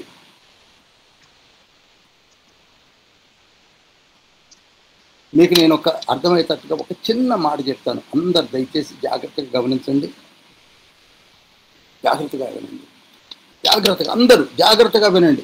నా వైపు చూస్తూ వినండి, లైన్లో ఉన్నవాళ్ళు నా వైపు చూస్తూ వినండి. రహస్యంగా తీసుకొని వెళ్ళడం అంటే ఎవరికి తెలియదండి. అర్థమవుతుందండి? యేసయ్య ఇప్పుడు ఈరోజు ఇప్పుడు ఈ క్షణములో యేసయ్య రహస్యంగా తీసుకొని వెళదామని అనుకున్నాడు అనుకోండి. రహస్యంగా అంటే ఏ శబ్దాలు ఉండవు, ఏ ప్రధాన దూత శబ్దాలు కానీ, లేకపోతే అలజడులు కానీ, ఏ గడిబిడలు కానీ ఏమీ ఉండదు, కామ్గా ఉంటుంది. యేసయ్య వచ్చేసి పరిశుద్ధులను తీసుకొని వెళ్ళిపోతాడు. అర్థమైందండి? అర్థమైందని ఒకళ్ళు అనండి. ఇప్పుడు ప్రపంచంలో 8.2 బిలియన్ పీపుల్ ఉన్నారు. 800 కోట్ల ప్రజలు ఉన్నారు. అందులో 200 కోట్ల క్రైస్తవులు ఉన్నారు అనుకుందాం. ఎగ్జాంపుల్స్ చెప్తున్నాను, సో దీని మీద పట్టుకోకండి. ఎంతమంది ఉన్నారు? 200 కోట్ల క్రిస్టియన్స్ ఉన్నారు. 200 కోట్ల క్రిస్టియన్స్లో 100 కోట్ల క్రిస్టియన్స్ నికార్స్ అయిన వాళ్ళు ఉన్నారు. నిజంగా మారు మనసు పొంది ప్రభు కొరకు ప్రార్థన చేస్తూ పరిచయం చేస్తూ ప్రతి నిత్యము యాచన సమర్పిస్తూ చేస్తున్న వారు ఒక 100 మంది ఉన్నారు. ఇప్పుడు వచ్చి ఆ 100 మందిని ఏ మాత్రం కూడా నిశ్శబ్దంగా తీసుకొని వెళ్ళిపోతే ప్రపంచం అల్లకల్లోలం అయిపోద్ది. గమనించండి. ఇప్పుడు నేను కనపడకుండా వెళ్ళిపోతాను. నువ్వు ఇక్కడ హల్లెలూయా అనే పాస్టర్ ఉన్నాడు. ఇప్పుడు ఇందులో ఉన్న 66 మంది ఉండరు. 66 మంది డిసప్పేర్ అవుతారు. అవుతారా చెప్పరేమండి? అవుతారు సార్. అవాయిడ్ చేస్తున్నాం కదా మనం అందరం. ఎప్పుడు రాత్రి ఎప్పుడు ముందా మధ్య చివర అని మనం అందరం వెళ్ళిపోతాం కదా, కనపడకుండా డిసప్పేర్ అయిపోతాం. తప్పకుండా ప్రపంచంలో 100 కోట్ల పరిశుద్ధులు కనపడకుండా ఉన్న ఫలంగా కనపడకుండా పోతే ఏ సిచ్యువేషన్లో పోతే ఎలా ఉంటుంది? ఒకళ్ళు డ్రైవింగ్ చేస్తుంటారు, ఒకళ్ళు ఫ్లైట్ నడుపుతుంటారు, ఒక ట్రైన్ నడుపుతుంటారు, ఒకళ్ళు బస్సు నడుపుతుంటారు. రవి అన్నాడు కదా, ఇద్దరు తిరగలి విసురుతుండగా ఒకళ్ళు ఉంటారు, ఒకళ్ళు వెళ్ళిపోతారు. అంటే ఒకళ్ళు డిజైపర్ అయిపోతారు, ఒకళ్ళు మాత్రం ఉంటారు. ఇద్దరు పడుకొని ఉండగా ఒక వ్యక్తి వెళ్ళిపోతారు, ఇంకోటి పడుకొనే ఉంటాడు. అంత నిశంతగా జరిగినప్పుడు మారు మనసు పొంది బ్రతుకున్న వాళ్ళు అప్లికేషన్లు పట్టుకొని పోలీస్ స్టేషన్ దగ్గర పోతారు. అవునా కదా? చెప్పరేమండి? వెళ్తారు సార్. అయ్యా మా వాడికి అంత పర్లేదు. అప్పుడు తలకాయ నొప్పి ఎవరికి వస్తుంది అంటే యాంటీక్రైస్ట్ వస్తుంది. వీళ్ళేమయ్యారు డిసప్పాయింట్. ఒక 100 బిలియన్ పీపుల్ ఆర్ డిసప్పాయింట్. ఏంటండి, ఒకవైపు బోరలు, ఒకవైపు నక్షత్రాలు, ఒకవైపు డ్రింకింగ్ వాటర్ లేదు, ఒకవైపు మిడతలట, ఇంకోవైపు సింహ తలకాయలట, ఇంకోవైపు వీళ్ళు కనపట్టలేదు. ఏమిటండి ఇది అనేసరికి వానికి అర్థం కావట్లేదు ఆ వ్యక్తికి. కనుక సంఘం వెళ్ళిపోతుంది అన్నప్పుడు ఏ శబ్దం లేకుండా నిశ్శబ్దంగా వెళ్ళిపోతుంది అనేది కొంచెం ఆలోచించడానికి కొంత సమయం కావాల్సి ఉంటుందని నా ఉద్దేశం. కొంచెం ఆలోచించండి, అంతకంటే ఏం లేదు. ఒకవేళ అలానే తీసుకొని పోయినా మనమైతే పోతాం. ఒకవేళ ప్రభువే మనం తీసుకొని వెళ్ళిపోతాం. లేదండి మధ్యలో తీసుకెళ్తాడు, ఓకే మధ్యలోనే వెళ్ళిపోతాం. లేదండి చివరి దాకా వెయిట్ చేయాల్సిందే. ఇప్పుడు విందుకు పోయి భోజనాలు కూర్చున్న వాళ్ళు పెట్టేదాకా చూస్తా కూర్చుంటావా, పరిగెత్తిపోయి నువ్వే వడ్డించుకొని వస్తావా? లేదు కదా, కొంత ఎదురు చూడాల్సిందే. ప్రభు తీసుకెళ్లేంతవరకు ఎదురు చూడాల్సిందే. దానికి ఏదో ర్యాప్ చిల్లని పెట్టుకొని మనం బట్టలు దింపుకొని ఆలోచించి ఇదంతా వేస్ట్ బ్రదర్ అనుకోవడం చాలా తప్పు. దయచేసి క్షమించండి, జాగ్రత్తగా ఆలోచించండి. నేను మళ్ళీ చెప్తున్నాను, ముందని చెప్పట్లేదు, మధ్యాహ్నం చెప్పట్లేదు, చివరని చెప్పట్లేదు. విఘ్నులు చెప్పారు 40:20:40 ఉంది. అందులో ఒకటే కరెక్ట్, 2 తప్పు. ఇది ఒప్పుకుంటారు కదా. 3 ర్యాప్చర్స్ అయితే లేవు ఏమండి, 3 ర్యాప్చర్స్, 2 తప్పు. అందులో ఎవరిది తప్పన్నా ఊరుకోరు. కనుక నేను ఏది తప్పట్లేదు. పోతే లేఖనాలు ఇక్కడ ఆలోచిద్దాం. ఈ బూర ఊదినప్పుడు ఇక్కడ మిడతలు వచ్చినప్పుడు ఎవరినో కుట్టకుండగా నొసటన ముద్ర ఉన్న వారికి బాధించొద్దు, వాళ్ళ దగ్గరికే వాళ్ళ ఇంటికే వెళ్ళొద్దని. ఇందాక కూడా నేను చెప్పాను. మంచినీడు తాగి ఒకడు డౌన్ పడిపోయాడు, ఒకడు మంచినీడు తాగి హాయిగా స్కూటర్ కార్ వేసుకుని వెళ్ళిపోతున్నాడు. ఎందుకని అతనికి ఏం కావట్లా. చూడండి, అదేంటండి మీరు అలా అంటారు, అదే నీడు తాగి ఎలా పోతున్నాడు అంటే నేను చెప్తున్నాను, అదే ఈజిప్టులో ఉన్నప్పుడు మంచినీళ్లు గోషణ దేశంలో బాగానే ఉన్నాయి. అదే ఈజిప్ట్లో ఉన్నప్పుడు ఈగల గుంపు వచ్చినప్పుడు గోషణ దేశంలో ఏ ప్రాబ్లము లేదు. అదే ఈజిప్ట్లో ఉన్నప్పుడు మిడతల దండు వచ్చినప్పుడు ఈజిప్ట్లో ఉన్న గోషణ దేశంలో ఇజ్రాయెల్ ఉన్న ప్రాంతంలో ఏ గొడవ లేదు. అదే ఈజిప్ట్లో 3 రోజులు చీకటి గమ్మినప్పుడు గోషణ దేశంలో వెలుగు ఉన్నదని లేఖనమే ఉన్నది. 10 సూచనలు ఈజిప్ట్లో ఉన్న ప్రజలకే జరుగుతున్నాయి, కానీ గోషణ దేశంలో ఏం జరగలేదు. హ్యాపీగా ఉన్నారు. అలానే తండ్రి కాపాడుకుంటాడు. నేను అది ఎగ్జాంపుల్ తీసుకుంటున్నాను. నన్ను కాపాడే దేవుడు ఇప్పటికీ మనం సజీవ లెక్కలు ఎందుకున్నాం? తండ్రి కాపాడుకుంటే, తండ్రి ఆయుష్నిస్తే. అందుకే మరణం యొక్కయో పాతాళం యొక్కయో తాళం చెవులు నా చేతిలో ఉన్నాయంటే చేతులు కట్టుకొని పక్కన నిలబడాల్సిందే మరణం, తండ్రి పర్మిషన్ ఇచ్చేంత వరకు. ఏ మిడతన్నారా అని, ఏ సింహం అన్నారా అని, నిన్ను ముట్టుకోవాలంటే ఏసఐ పర్మిషన్ కావాలి. సింహానికి లేదు, మిడతకి లేదు, తేలు తోకకి లేదు, పాము తోకలకి లేదు, వితౌట్ హిజ్ పర్మిషన్. అందుకే అంటాడు చూసారా మీరు, మత్తయి సువార్త 10వ అధ్యాయం 30, 31, 32 వచనాల్లో, మీ వెంట్రుకలన్నీ లెక్కించబడి ఉన్నవి, ఆయన నిలవలేనిదే. లూకాసు వార్తలో కూడా అంటాడు, రిఫరెన్స్ చెప్తే ఎక్కువైతే వదిలేస్తున్నాను, ఆయన నిలవలేనిదే ఒక వెంట్రుక కూడా ఎవరు కూడా ముట్టుకోలేరు. చూడండి ఎటువంటి ప్రొటెక్షన్ ఇస్తున్నాడు తండ్రి. హల్లెలూయా.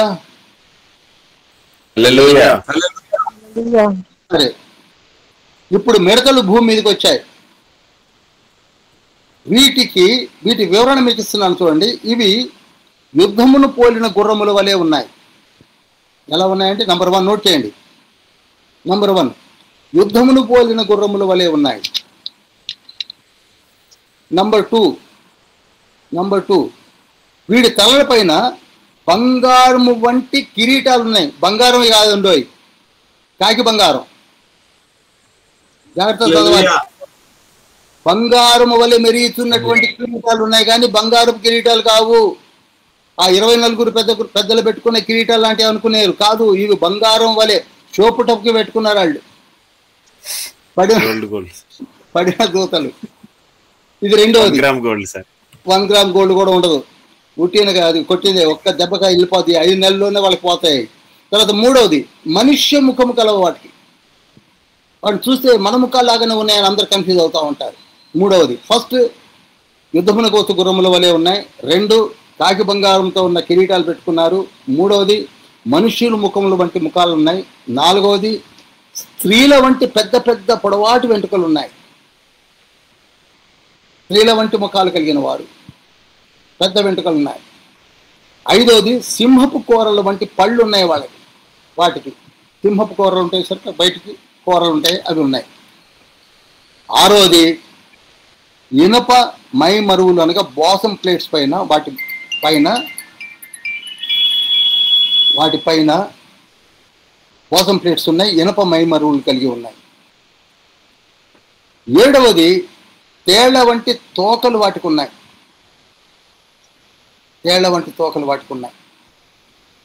8వది వాటికి ఓన్లీ 5 months వరకే అధికారం ఉంది. ఆ తర్వాత అవి కనపడవు. వాటి time span has been given only 5 months. 5 నెలల వరకే అవి మనలను అనగా మానవాళిని, మనలో ఉన్న మాట తప్పు, మానవాళిని హర్ట్ చేస్తాయి. 8వది. 9వది వాటి రెక్కల ధ్వని అనగా వాటికి రెక్కలు కూడా ఉన్నాయి, ఎందుకంటే అవి దూతలు కదా. అవి యుద్ధములలో జరుగుతున్నటువంటి ఒక ధ్వని ఉంటుంది, భీకర ధ్వని వంటి శబ్దం వస్తూ ఉంటుంది. ఈ 9 వాటి యొక్క వివరణ చెప్పవలసిన అవసరం లేదనుకుంటా, అంత నోట్ చేశారనుకుంటున్నాను, చదివి నోట్ చేశారనుకుంటున్నాను. మరో ఒకసారి చెప్తున్నాను. యుద్ధముల గుర్రముల వలె ఉన్నాయి, కాకి బంగారం లాంటి కిరీటాలు ఉన్నాయి, మనుషుల ముఖాలు ఉన్నాయి, స్త్రీల వంటి వెంట్రుకలు ఉన్నాయి, సింహపు కూరల వంటి పళ్ళు ఉన్నాయి, బాదం ప్లేట్స్ ఇనప మైమరుల వలె ఉన్నాయి, తేళ్ల వంటి తోకలు ఉన్నాయి. ఓన్లీ 5 months వరకే మానవులను హత్య చేసే అధికారం ఇవ్వబడింది. వాటి రెక్కల ధ్వని యుద్ధంలో జరుగు ధ్వని వలె ఉంటుంది. వీటికి ఒక దూత ఉన్నాడు. ఇందాక చూసాం, తాళం చేయితో ఇప్పిన దూత. Is in charge to these foreign angels. అతని పేరు, అతని లీడర్ అనొచ్చు, రాజు అనొచ్చు, అతని ఇన్ఛార్జ్ అని చెప్పొచ్చు. అతని పేరు అబద్దోను లేక అపోల్లోయోను అని గ్రీక్ అండ్ హీబ్రూ భాషలో ఉంటాయని చెప్పి రాయడం జరిగింది. ఇకపోతే ముద్ర ఉండడము అనేది ఎంత ఇంపార్టెన్సో మనకి ఇక్కడ అర్థమవుతుంది. జాగ్రత్త గుర్తుపెట్టుకోండి. ముద్ర ఉండుట, ముద్ర ఎవరికి ఉంటుందనగా మారు మనసు పొందిన వారికే ఉంటుంది, మారు మనసు ఉండదు. అందుకే మారు మనసు పొందండి, మారు మనసు పొందండి అని చెప్పడం జరుగుతుంది. మనము కూడా బయట ప్రీచింగ్స్ వెళ్ళినప్పుడు చెప్పవలసిన మొట్టమొదటి మాట ఏమిటంటే అందరూ మారు మనసు పొంది సిద్ధపడి ఉండండి. ఆమేన్. ఇదే చెప్పాలి. తల్లి చెప్పింది కూడా అదే. ఇదిగో నేను ఏవేవి మీకు ఆజ్ఞాపించుతున్నా వాటిని అన్నింటినీ బోధించుతూ చెప్పుతూ అనేకులను మార్చండి, మారు మనసు పొందింప చేయండి అని చెప్పాడు. మార్కు సువార్త 16వ అధ్యాయం 16-17 వచనాలు, మత్తయి సువార్త 28వ అధ్యాయం 18-19, 20 వచనాలు. అంతటా అందరూ మారు మనసు పొందాలని చెప్పాడు. మొదటి తిమోతి పత్రిక 2వ అధ్యాయం 4వ వచనంలో కూడా మారు మనసు పొందాలి. అందరూ మారు మనసు పొందాలి. Forget about the rapture and all these things. అవి ఎప్పుడన్నా రాని, నష్టం ఏం లేదు, మనమైతే పెడతాం. మత్తయి సువార్త 25వ అధ్యాయం 5-6-10 వచనాలు మీరు చదివే ఉంటారు. 5-10 వచనాల్లో సిద్ధపడిన కన్యకలు, సిద్ధపడని కన్యకలు. చూసారా? అలా సిద్ధపడే మనం ఉంటే సరిపోతుంది. ఆయన ఎప్పుడన్నా రాని, సిద్ధపడకుండా కేవలం ర్యాప్చర్ అంటూ కూర్చోకండి. తెలుసుకోవడంలో తప్పులేదు, కానీ దాని మీద ఆసక్తి పెట్టుకొని బైబిల్ చదవడం మానేసట్లా చదవాలి. ఇకపోతే మొదటి అయ్యో అయిపోయింది. 9వ అధ్యాయం 12వ వచనం చదవండి.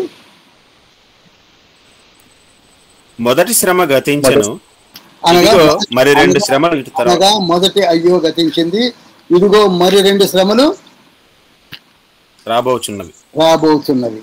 కనుక ఇప్పుడు చదువుదామా? 6వ దూత బూర ఊదినప్పుడు చదువుదామా?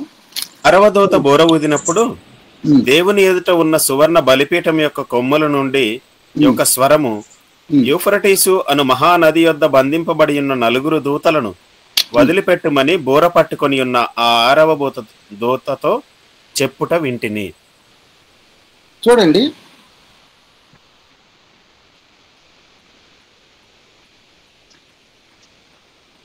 ఆరవ దూత బూర ఊదినప్పుడు దేవుని ఎదుట ఉన్న సువర్ణ బలిపీఠం యొక్క కొమ్ముల నుండి ఒక స్వరము. ఇది నేను ఇక్కడ ఎక్స్ప్లెయిన్ చేయను, కానీ మీకు జస్ట్ అట్లా హింట్ ఇచ్చి ముందుకెళ్ళిపోతాను. బలిపీఠముకు 4 కొమ్ములు కూడా ఉన్నాయి. Hallelujah. బలిపీఠానికి 4 కొమ్ములు కూడా ఉండాలి అని మోషేతో చెప్పాడు. నేను నిర్గమకాండ 30వ అధ్యాయం చదివితే మీకు అర్థమవుతుంది. తర్వాత ఆ 4 కొమ్ములు బలిపీఠానికి ఉండాలి అని. ఇక్కడ కూడా సువర్ణ బలిపీఠానికి కూడా 4 కొమ్ములు ఉన్నాయి. ఎవరైతే ఆ కొమ్ములను ఆశ్రయిస్తారో వారిని తను రక్షించుకోవడానికి ప్రయత్నం చేస్తాడు అని మనకు అక్కడ చెప్పాడు నిర్గమకాండంలో. ఇక్కడ కూడా ఈ కొమ్ములను నేను ఇక్కడ చూశారా? ఎంత నిశ్చింతగా మనం అబ్జర్వ్ చేయాలో చూడండి. దేవుని ఎదుట ఉన్న సువర్ణ బలిపీఠం యొక్క కొమ్ముల నుండి ఒక స్వరం వచ్చింది. స్వరం ఎక్కడి నుంచి వచ్చింది? కొమ్ముల నుంచి వచ్చింది. ఇది రికార్డ్ చేయాలి మీరు, హోంవర్క్ ఇదంతా. కొమ్ముల నుండి ఒక స్వరం వచ్చింది. ఏమని? యూఫ్రటీస్ అను మహానది యొద్ద బంధింపబడి ఉన్న 4 దూతలను వదిలిపెట్టమని. అసలు యూఫ్రటీస్ నది అనేది ఎక్కడుంది మీకు అర్థం అవ్వడానికి, పైన ఎక్కడనో టర్కీ ప్రాంతం నుండి కిందకి పారుతూ వస్తుంది యూఫ్రటీస్ నది, హెద్దెకేల్ నదులు. ఈ యూఫ్రటీస్ నదికి ఆనుకొని ఉన్నది ఏమిటంటే బాబిలోన్ అనే దేశం ఎక్కువగా మనకి ప్రాచుర్యంలో ఉంది. బబులోన్ అక్కడ ఉంది. ఈ హెద్దెకేల్ రివర్కి ఆనుకొని ఉన్నది ఏమిటనగా ఏలాము దేశము, సోకాల్డ్ ఇరాన్. మరి రివర్ జోర్డాన్కి ఆనుకొని ఉన్నది ఏంటంటే మీకు తెలుసు బాగా, సిరియా పక్క నుండి గలిలీ, యెరూషలేము, క్రింద మృత సముద్రం దాకా వస్తుంది.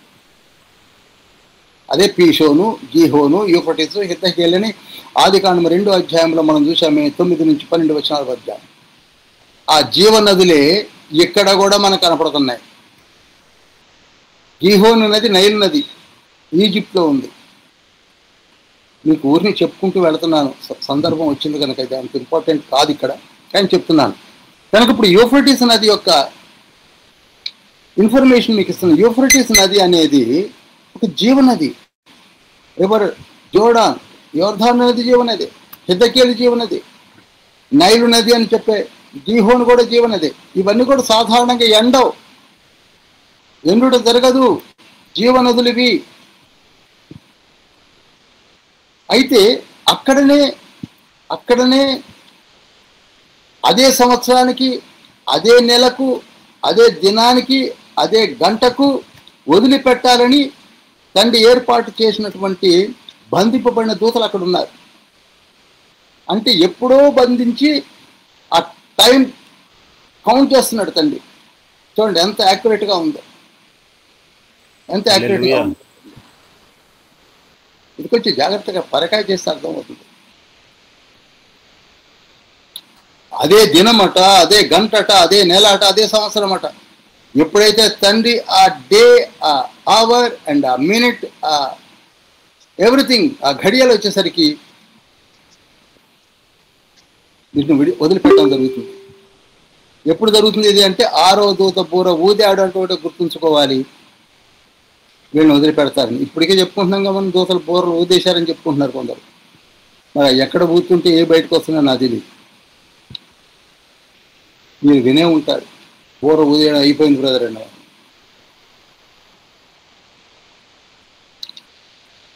అప్పుడు 6వ దూత బూర ఊదాడు. ఇది 2వ అయ్యో. యూఫ్రటీస్ నది వద్ద బంధింపబడి ఉన్న అనగానే నేను ఏమని చెప్పానండి? కొందరు ఎటేటో చూస్తున్నారు. Fallen angels.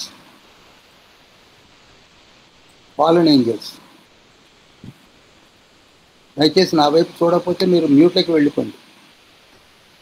ఆన్లో ఉండి ఎటేటో చూశారనుకోండి, నాకు కొంచెం డిసప్పాయింట్మెంట్గా ఉంటుంది. ఫాలెన్ ఏంజల్స్ని ఎప్పుడు కూడా బంధింపబడి ఉన్నా అనేది గుర్తుంచుకోండి. వాటిని వదిలిపెట్టమన్నాడు. అయితే 4 దూతలను వదిలిపెట్టారు. ఆ 4కి కలిపి ఉన్నటువంటి ఫాలెన్ ఏంజల్స్ యొక్క బలం ఎంతో తెలుసా? 20 crores, 20 కోట్లు. 20 కోట్లు. మీరు ఇది మామూలుగా చదివితే 20 కోట్లు ఉన్నాయి ఏంటి అన్నట్టుగా ఉంటుంది కదా. అసలు 20 కోట్లు అంటే ఏంటండి? ఒక 20 కోట్ల దూతలు భూమి మీదకి వచ్చి మనల్ని హింసించబోతున్నారు. 1/3 పాపులేషన్ తీసేయాలండి. అసలు వాటి టార్గెట్ ఏంటో తెలుసా మీకు? క్లియర్గా ఉంది. టార్గెట్ అంటే మనుషులలో 1/3 చంపేయాలని. ఈ రెండో అయ్యో భూమి పైన 3 భాగాలు చేసి ఒక 1/3 భాగాన్ని తుడిచేయాలని. 20 కోట్ల దూతలు ఎక్కడి నుంచి వచ్చారండి అని మీరు ఆశ్చర్యపడవచ్చు. సాతానుడే తక్కువడు కాదండి, వీళ్ళందరినీ పడేసిన సాతానుడే. ఒక రిఫరెన్స్ చూపిస్తా చూడండి. ప్రకటన గ్రంథం 12:4 చదవండి. దాని తోక ఆకాశ నక్షత్రములలో 3వ భాగము నీడ్చి వాటిని భూమి మీద పడవేశను. ఘోరగా సాతానుడు. 3వ వచనంతో దించవచ్చు కానీ టైం నాకు టైం ఆల్రెడీ 9:20 అయింది కనుక టైం దృష్టిలో పెట్టుకొని 4 చదివించారు. 3వ వచనం స్టార్ట్ అవుతాడు. 7 తలలు కలిగి 10 కొమ్ములు కలిగినటువంటి ఒక ఘట సర్పం అంటున్నాడు. ఆ ఘట సర్పము తోకతో ఎంతమందిని ఇచ్చాడండి? పాస్టర్ గారు చదవండి. 20 కోట్ల మందిని. కాదు, అక్కడ అన్నది ఏంటి? 4వ భాగం. 20 కోట్ల పక్కకు ఉంచండి. 20 కోట్ల అంటే ఇంకా ఎక్కువ మంది. 1/3 పరలోకములో ఉన్న దూతలను 3 భాగాలు చేసి ఒక భాగాన్ని ఇచ్చాడు. ఏమనుకుంటున్నారు? 20 కోట్లు 10 కోట్లు అనుకుంటూ కూర్చున్నారు. పరలోకములో కోట్లాది కోట్లైనటువంటి దేవుడు ఏర్పాటు చేసినటువంటి దూతలలో 3 భాగాలు చేసి ఒక భాగాన్ని గుంతుకొచ్చాడు. అందులో ఇప్పుడు ఒక భాగం బయటకు వచ్చింది మనకి. బయటికి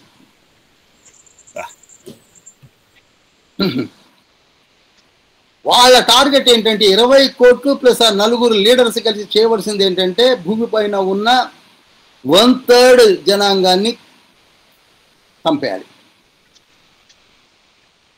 ఎందుకని? ఇక వాళ్ళు మారని దేవునికి నిశ్చయిత అయిపోయింది.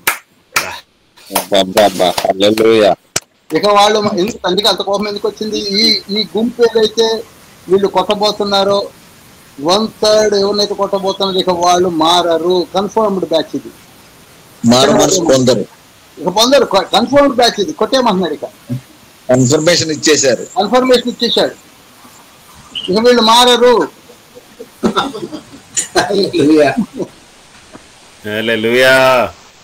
రండి ఒక కన్ఫర్మేషన్కి వచ్చాకనే కొట్టి పారేయమంటాడు. ఇకపోతే ఆ దూతలకున్న ఆకృతిని కూడా చెప్తాను. ఆ దూతలకు ఎరుపు, నీలి, గంధక వర్ణములు కలిగినటువంటి భోజన ప్లేట్స్ ఉన్నాయి. వాటికి కూడా ప్లేట్స్ ఉన్నాయి. అదే మై మరువులు అంటారు. ఎరుపు, నీల, గంధకంతో కూడినటువంటి భోజన ప్లేట్స్ ఉన్నాయి. ఆ దూతలు కూర్చున్న గుర్రముల తలలేమో సింహపు ఆకారాలు కలిగి ఉన్నాయి. ఆ సింహపు ఆకారము కలిగిన ఆ సింహపు తల నోటి నుండి అగ్ని, ధూమ్ర గంధకాలు వస్తున్నాయి.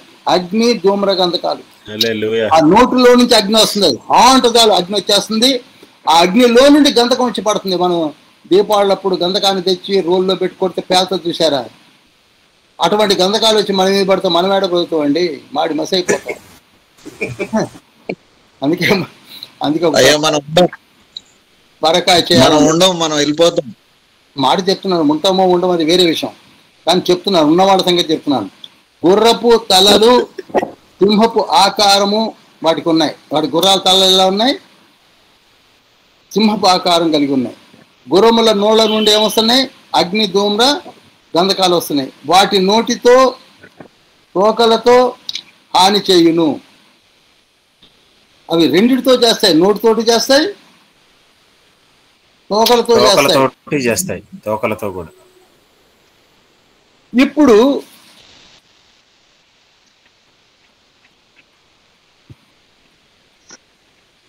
పద్దెనిమిది అవుతుంది, చదువుతారా? ఈ 3 దెబ్బల చేత అనగా వీటి నోళ్లలో నుండి బయలువెడులుచున్న అగ్ని ధూమ గంధకముల చేత మనుషులలో 3వ భాగము చంపబడెను. చాలు. కనుక దాదాపు టార్గెట్ కంప్లీట్ అయింది కదండి. Please. ఇప్పుడు 20వ వచనం చదవండి. ఈ దెబ్బల చేత చావక మిగిలిన జనులు దయ్యములను చూడను వినను నడువను శక్తి లేనివై.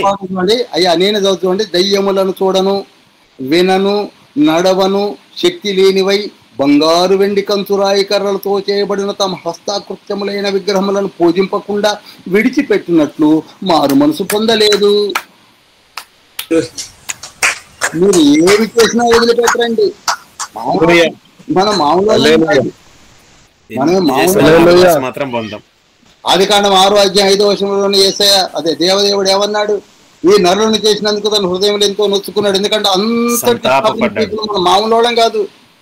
ఎంత బాగా నడుచుకోండి. ఈ దెబ్బల చేత తావక మిగిలిన జనులు దెయ్యములను చూడను వినను నడవను శక్తి లేనివై, అంటే బంగారు వెండి కంచురాయలకి శక్తి లేనివైనప్పటికీ తమ హస్తాకృత్యమైన విగ్రహములను పూజింపకుండా విడిచిపెట్టినట్లు వారు మారు మనసు పొందారు. అంటే ఇదంతా ఎందుకు కొడుతున్నాడు అనుకుంటున్నాడు? మారు మనసు పొందుతారేమో అని. ఎందుకు పొందుతారండి? పొందుతారండి? అస్సలు పొందరు, అస్సలు పొందరు. ఇంకా ఓన్లీ 1.5 minute ఉంది. దీంతో క్లోజ్ చేస్తాం. చూడండి, చాలా మంది దీని మీద కామెంట్ చేశారు. దేని మీద? 8వ అధ్యాయము 9వ అధ్యాయం మీద ఏమైనా కామెంట్ చేశారంటే, ఏమండి ఇవన్నీ కూడా స్కై ఫైటర్స్ అట. ఆకాశము నుండి రకరకాలైనటువంటి ఫైటర్స్ బయలుదేరి వచ్చి మన మీద బాంబింగ్ గంధకాలు అవన్నీ కురిపించిపోతాయని చెప్పడం కూడా నేను విన్నాను. అసలు చదివేటప్పుడు సరిగ్గా చదవాలి.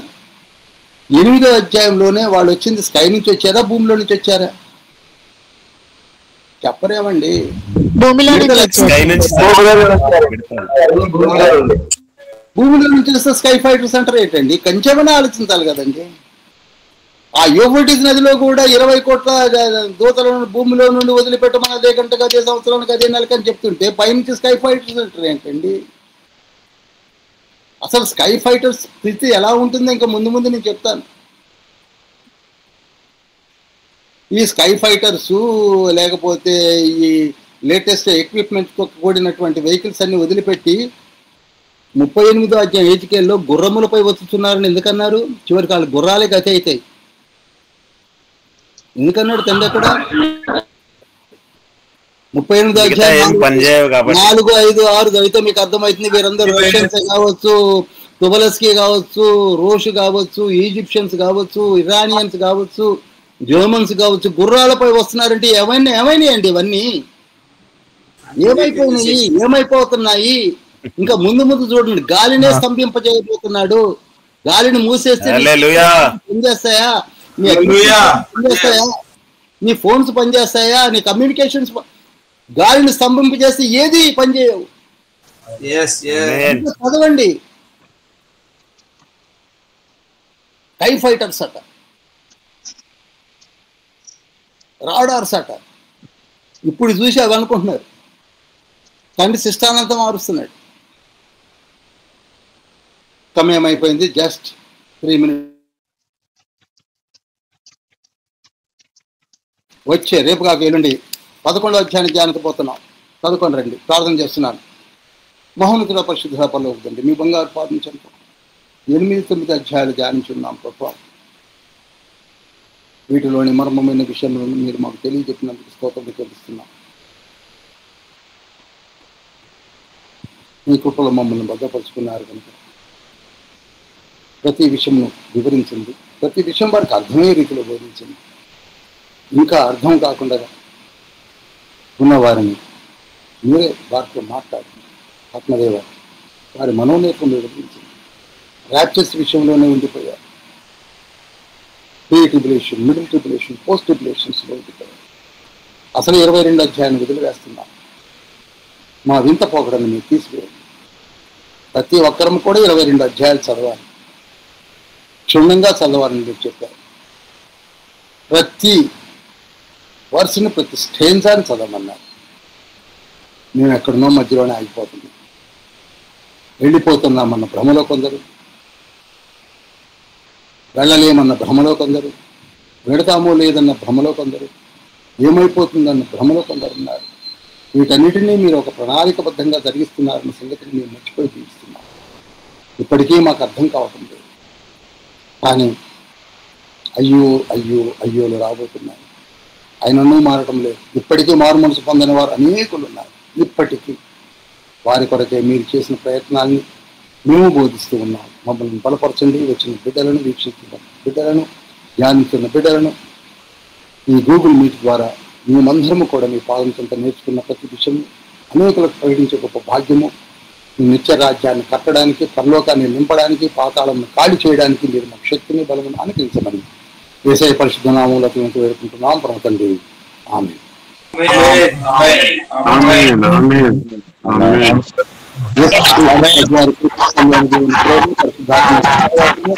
మనకు తోడే మేడై ఉండును గాక.